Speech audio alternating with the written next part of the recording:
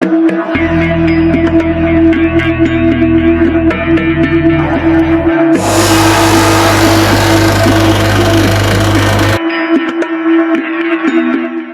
की ऐतिहासिक, रहस्यमयी और मनमोहक जानकारी। 25 जून ये दिन भारत के लिए ब्लैक डे के नाम से जाना जाता है। 25 जून 1975 में हमारे भारत देश में इमरजेंसी लागू की गई थी। कहते हैं कि आज़ाद हिंदुस्तान के इतिहास में ऐसा पहली बार हुआ था। ये जो इमरजेंसी लागू की गई थी, ये लोकसभा की सीटों के लिए थी, ये एक मुकदमे के लिए थी और ये एक प्राइम मिनिस्टर जिसको अपनी सीट तो खाली करनी थी लेकिन वो खाली नहीं करना चाहती थी, इसलिए ये इमरजेंसी लागू की गई थी। भाइयों और बहनों, राष्ट्रपति जी ने आपातकाल की घोषणा की है। इससे आतंकित होने का कोई कारण नहीं है। The President has proclaimed emergency. This is nothing to panic about. 1971 के मार्च में जनरल इलेक्शन हुआ था। उस समय भारत में कांग्रेस की हालत ठीक नहीं चल रही थी, लीडरशिप को लेकर, सत्ता को लेकर और भी बाकी चीज़ों को लेकर। तब इंदिरा गांधी कांग्रेस सरकार में एक नई अवतार में आती हैं और चुनावी प्रचार करती हैं। उस समय इंदिरा गांधी का एक नारा आम जनता को बहुत पसंद आया था, गरीबी हटाओ। ये जो नारा था, आम जनता इस नारे से अपने आप ही जुड़ती चली जा रही थी। कांग्रेस पार्टी उस वक्त 1971 के चुनाव में 2/3 सीट से विजय प्राप्त की थी।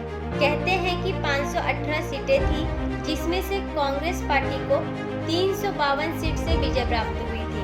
अब इतनी बड़ी जीत कांग्रेस को इंदिरा गांधी की वजह से प्राप्त हुआ था, इसलिए जाहिर सी बात थी कि इंदिरा गांधी ही प्राइम मिनिस्टर बनेंगी। इंदिरा गांधी के खिलाफ चुनाव लड़ने के लिए उनके विरोधी पार्टी का कैंडिडेट राजनारायण हमेशा खड़े रहते थे, लेकिन वह हमेशा चुनाव में हार जाते थे। राजनारायण बनारस के रहने वाले थे। उन्हें इंदिरा गांधी की कुछ पॉलिसी बिल्कुल पसंद नहीं आती थी। इसके लिए जब भी चुनाव में इंदिरा गांधी खड़ी होती थी तो वो इंदिरा गांधी के विरोध चुनाव लड़ने के लिए खड़े रहते और हमेशा हार जाते। तो 1971 में भी वो इंदिरा गांधी के खिलाफ चुनाव लड़ते हैं, लेकिन इस बार भी वो हार जाते हैं। उसके बाद कांग्रेस की सरकार बनती है। उसी दौरान राजनारायण उस धांधली के चुनाव को लेकर कोर्ट पहुंच जाते हैं और इलाहाबाद हाई कोर्ट में उन्होंने ये अपील किया कि इस चुनाव में जो इंदिरा गांधी की जीत हुई है वो उन्होंने सरकारी मशीनरी का दुरुपयोग किया है और साथ साथ ही उन्होंने सीमा से अधिक खर्च किया है, तो इसलिए इस चुनाव को अवैध करार दिया जाए। और जो अहम बात राजनारायण ने उस समय हाई कोर्ट में उठाया था वो यह था कि इंदिरा गांधी का जो सेक्रेटरी था मिस्टर यशपाल कपूर, वो सरकारी पद पर थे।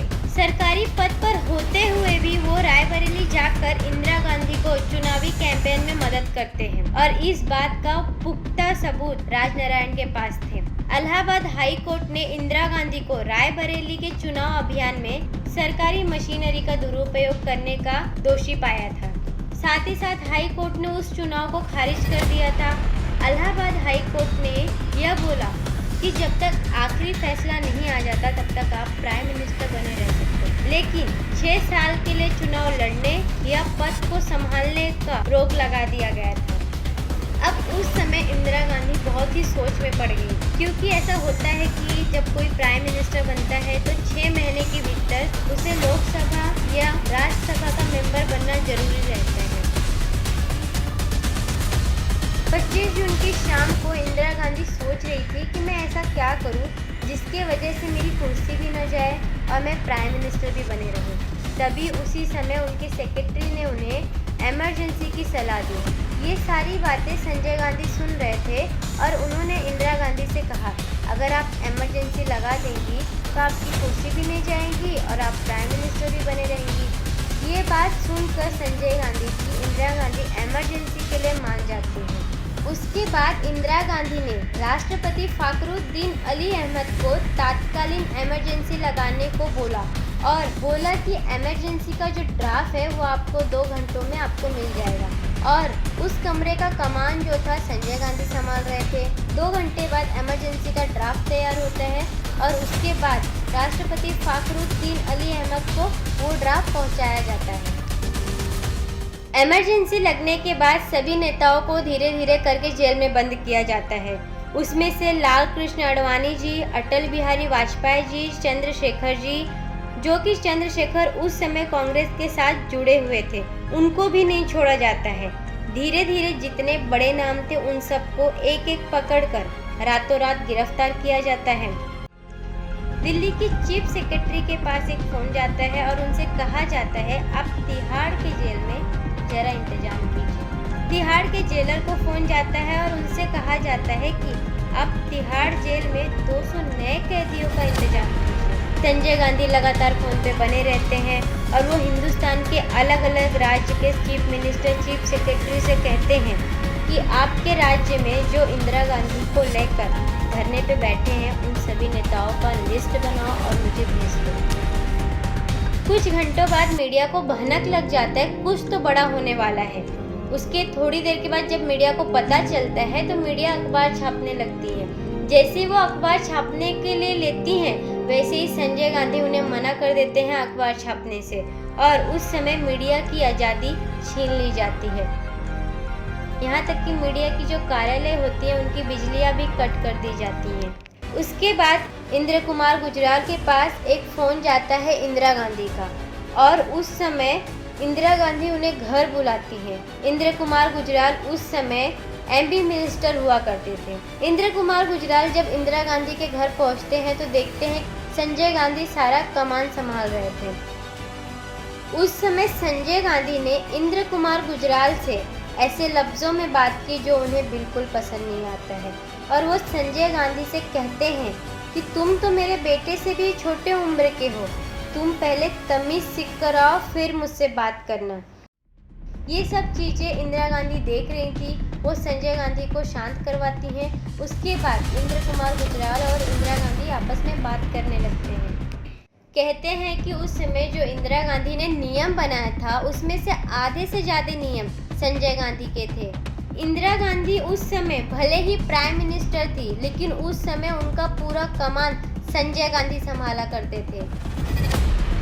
से कई अखबार गलत खबरें जिससे लोग भड़कें या जिससे गलतफहमी फैले ऐसी खबरें दे रहे थे। हमारा पूरा मकसद इस समय ये है कि स्थिति शांति और स्थिरता की रहे। सेंसरशिप का मतलब यही है। सब हो ही रहा था तभी संजय गांधी के दिमाग में ऐसा आता है कि इस देश में सबसे बड़ी समस्या क्या है। वो सोचते रहते हैं और उनके दिमाग में आता है कि इस देश में सबसे बड़ी समस्या है आबादी। तो फिर आबादी को कैसे कम किया जाए, क्या किया जाए इसके लिए वो सोच रहे थे। अचानक उनके दिमाग में आता है कि आबादी को कम करने के लिए नसबंदी। उसके बाद वो नसबंदी का स्कीम लागू कर देते हैं। जब भी युवा कांग्रेस में या मेन कांग्रेस में जब मंत्री बनाते हैं या और कोई पोस्टें भरते हैं तो उसके लिए बड़ी दौड़ होती है।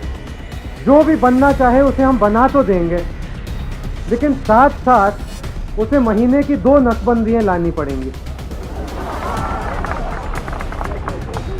और एक पेड़ बोना पड़ेगा, एक आदमी को पढ़ना लिखना सिखाना पड़ेगा और गांव की सफाई में खुद काम करना पड़ेगा।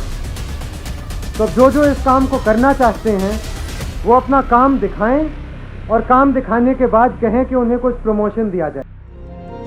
फिर क्या था, जिसकी शादी हुई थी उसकी भी नसबंदी की जा रही थी, जिसकी शादी नहीं हुई थी उसकी भी नसबंदी की जा रही थी। यहाँ तक कि बुजुर्गों तक को नहीं छोड़ा गया था, उनकी भी नसबंदी कर दी गई थी।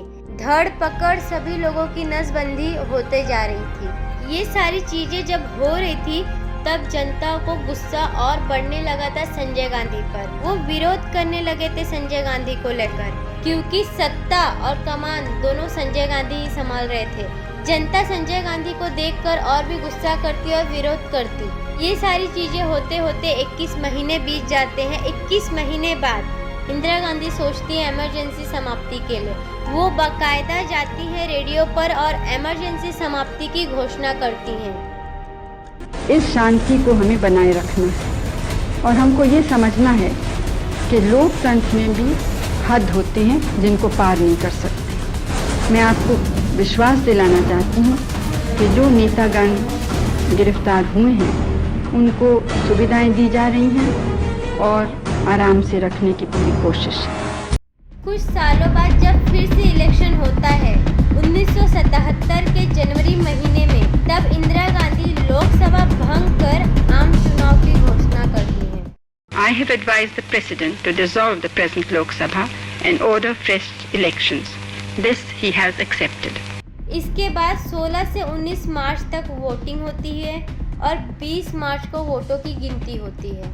संजय गांधी और इंदिरा गांधी ने जो इतना कुछ किया था, इसके बाद तो जाहिर सी बात थी कि कांग्रेस पार्टी हारने वाली थी। कहते हैं कि 542 सीट थी, जिसमें से कांग्रेस पार्टी को सिर्फ 154 सीट ही मिली थी। इस तरह कांग्रेस को 200 सीटों का नुकसान हुआ था। उनके विरोध लड़ने वाली जनता पार्टी को 295 सीटों से विजय प्राप्त हुई थी। इस चुनाव में इंदिरा गांधी की और उनके बेटे संजय गांधी की बहुत ही बुरी तरीके से हार होती है। इमरजेंसी के दौरान इंदिरा सरकार ने लोगों के अधिकारों का कैसे कैसे हनन किया था, उन्हें कैसे समस्याओं में डाला था, ये सब सोचती हैं और उसके बाद जनता पार्टी आयोग का गठन करती हैं। इसके साथ ही अपनी शक्तियों का गलत इस्तेमाल करने के लिए इंदिरा गांधी को नाटकीय ढंग से 2 बार अरेस्ट भी किया जाता है। एक बार जब अरेस्ट किया जाता है तो उन्हें 1 दिन के लिए जेल होता है और जब दूसरी बार अरेस्ट किया जाता है तो उन्हें लगभग 1 हफ्ते के लिए जेल होता है।